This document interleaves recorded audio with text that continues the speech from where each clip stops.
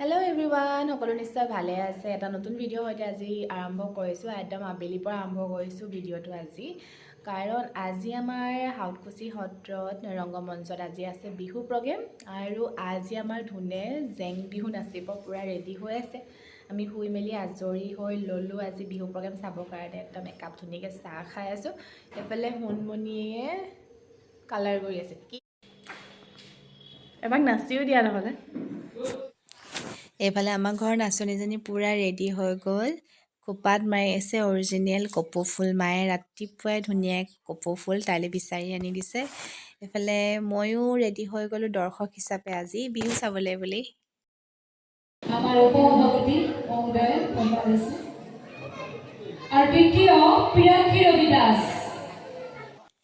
এনেকুৱা খুব ভাল লগা অনুষ্ঠানবোৰত যেতিয়া ঘৰৰ কোনোবা এজন ডাঙৰ মানুহে কিবা এটা এনেকুৱা অনুষ্ঠানত আগভাগ লয়, বহুত বেছি ভাল লাগে। এয়া মোৰ দেউতা, লগতে সোণমণিও উঠি গৈছে দেউতাৰ পিছে পিছে। দেউতাও প্ৰাইজ বিতৰণ কৰাত সহযোগ কৰিছে। বহুত ভাল লগা সময়। আজি সাংস্কৃতিক সন্ধ্যাৰ অনুষ্ঠানৰ শিশুসকলৰ দ্বাৰা অনুষ্ঠিত হোৱা হুঁচৰি যোৰা আৰু মহিলাসকলৰ দ্বাৰা অনুষ্ঠিত হোৱা জেং বিহু যোৰা আজি মোৰ ভ্লগত সাঁচি ৰাখিলোঁ। আপোনালোকে ভিডিঅ'টো শেষলৈকে চাব বুলি আশা কৰিলোঁ।